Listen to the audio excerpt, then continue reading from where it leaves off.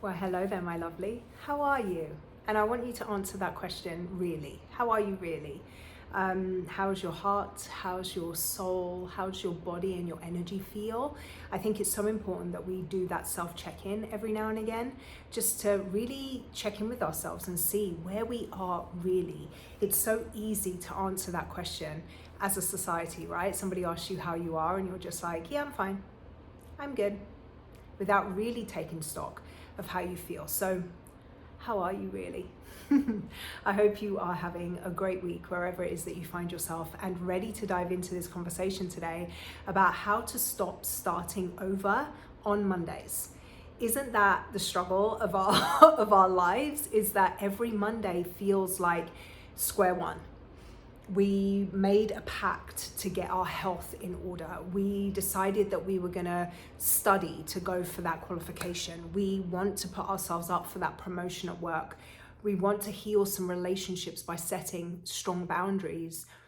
And we come to a Monday with the best intentions. We're going to do the thing. We're going to post the thing. We're going to share the thing. We're going to launch the thing. We're going to commit to the thing. By Wednesday, because we're tired, it doesn't feel like the right time, somebody pissed us off, somebody said something that made us sad, the world just feels heavy, whatever reason it is, / excuse, by Wednesday, you're kind of checked out. You haven't kept that promise. You've decided that you're not going to show up this week, actually. Maybe we'll start again on Monday. The problem with that is every Monday reinforces the fact that you quit on yourself, the fact that you don't keep the promises you make to yourself. So Mondays aren't the problem. Your broken self-trust is the problem. My name is Sabrina Militello. For those of you who don't know me super well, I am a coach and founder of Empower Her Coaching, and my actual literal mission in this world is to empower you into living the life that you love, the life that you dream of, the life that you can't stop thinking about, by improving your own self-perception and helping you get out of your own way, helping you stop being the ultimate obstacle in your life. And it's conversations like this that we have on a weekly basis that my intention is will help you do that. So when we talk about Mondays, right, I think it's quite well known as a society, or this perspective that we have as a society of the Monday scaries, right? Or the Sunday scaries, because of the Monday that's coming.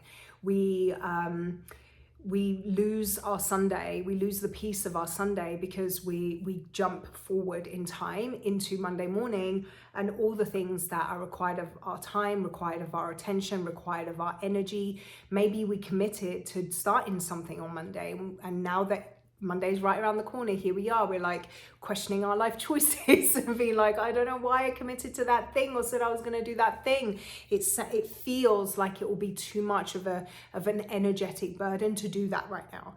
And so Mondays inevitably have this bad rap, and I don't think it's only because you're going to a job that maybe sucks your soul, or you're going to be around people that you don't really enjoy being around. I think much more of it is that your energy and your attention, your time, are required in places that you emotionally or energetically don't feel like being in, right? And so much of that has to do with the intentionality you bring into your space. And I think when we have this idea, or this, not even idea, this kind of habit that Mondays are a square one place, they're a here we go again place, then the less intentionality we can bring, because we already feel on the back foot. We already feel that there's so much at stake, because you already know that you're not gonna follow through. Isn't that right? You already know that come Wednesday, definitely by Friday, you'd have checked out of that promise you just made to yourself. You know that. And the reason you know that is because you've done it over and over and over again. And your brain at this point is kind of like, yeah, whatevs. Your brain doesn't believe you anymore. And I've used this analogy before. I think I may have shared it here. I definitely share it with some of my clients to help them really see what is going on from a third party perspective. And so I'll share this with you again. Imagine you had a best friend, right? Or like picture your best friend in your mind.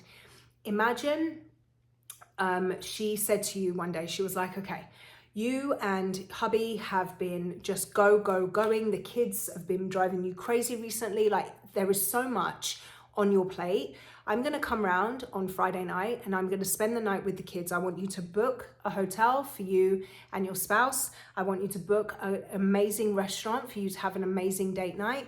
I want you to buy yourself a new outfit, and you two are just going to go and have an amazing night, have brunch the next day, and don't worry about coming home until afternoon on Saturday. Like, I've got it. I've got the kids. Go and enjoy it. And you're a little bit taken aback. You're kind of like, wow. And then you get excited because you're like, wow, bow chicka, wow. You're like, this is going to be amazing. You book the hotel, you tell your husband, you're like, guess what we're doing? And you're both so stoked. He packs up whatever it is that he's going to wear, because men never buy new clothes for occasions like this, but you buy a new outfit. You're so excited. You're packed 3 days before, suitcase is ready. It gets to Friday around an hour before your friend is due to come and sit with the kids. And she calls you and she says, I'm so sorry to do this to you. I hate that I'm having to do this, but I need to reschedule. Something came up and I can't make it there today. But next week, we'll do the same thing. Friday, overnight, I'll be there. Of course, you're disappointed. You're kind of like, oh man, you managed to change the hotel. You managed to change the restaurant booking. You tell your husband, okay, it's not happening tonight, but next week we're on. You don't unpack because you're excited. So you just push the suitcase off to one side in your closet and you go about your week. And it gets to Friday and you're like, yes, now is the time. I'm so pumped. I cannot wait. We need it. We need it now more than ever. This week has been crazy. I'm so looking forward to it. An hour before she's due to arrive, your friend calls you and says, I hate to do this to you again, but I can't make it today. Next week for sure. How long is it going to take you before you no longer, like, you just cancel the hotel booking, you cancel the restaurant booking, you don't even reschedule it, you don't even tell your husband anymore that this is the plan, you've unpacked your suitcase because you're pretty checked out, you know it's not going to happen, you're bummed out, but you know, like, that is how it is. How long will it take you until that's the response? How many times does she have to cancel on you and disappoint you and not follow through on what she said she was going to do until that becomes the expectation? You are that best friend to yourself.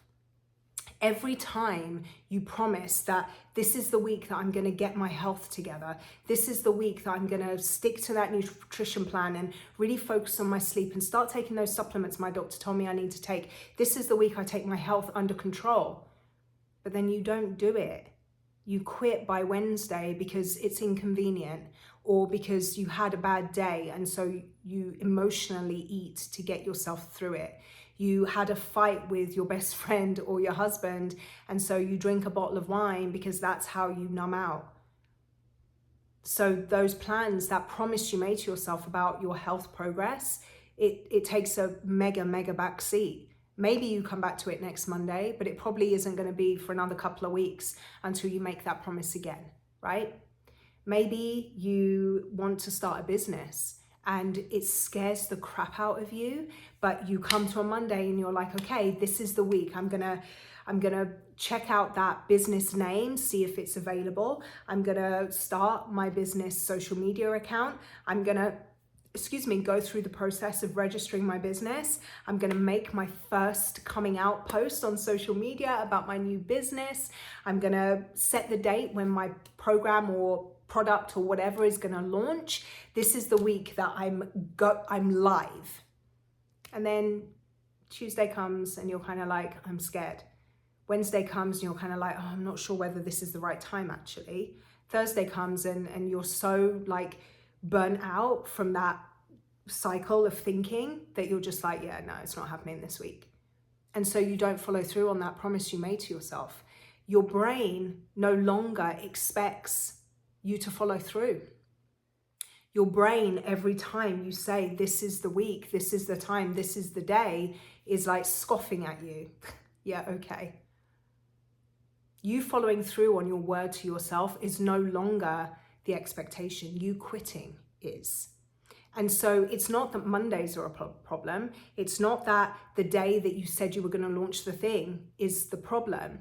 Your lack of self-trust is, your broken self-trust is the problem, because you've been that best friend to yourself for so long that you no longer expect you to show up for you.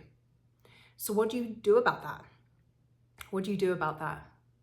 It's a really hard thing to kind of come to the crossroads of, right? Because there's in a situation like this, as is the case with most behaviors that are a cycle and a pattern, there's no other thing to do. There's no kind of like ramp on ramp. It has to be a decision, and the decision you make has to be reinforced in order to break the pattern. It's like deciding that you want to get off your blood pressure medication, you want to get off your diabetes medication, and so you have to change your health habits, right? There's no like kinda about that. When you have a goal that's as big as that is transformative as that, you have to stop doing the things that got you into that state in the first place. The same is required of rebuilding your self-trust. You have to stop doing the things that got you to that broken relationship with yourself place, which means you have to actually start doing the things that you say that you're going to do. I always encourage starting this process in small steps. I call it restoring your integrity, right? Restore your integrity with yourself by keeping micro promises. Keeping micro promises to yourself is almost, in some ways, creating a little bit of an on-ramp for yourself, because they're small scale, kind of not huge stakes behaviors.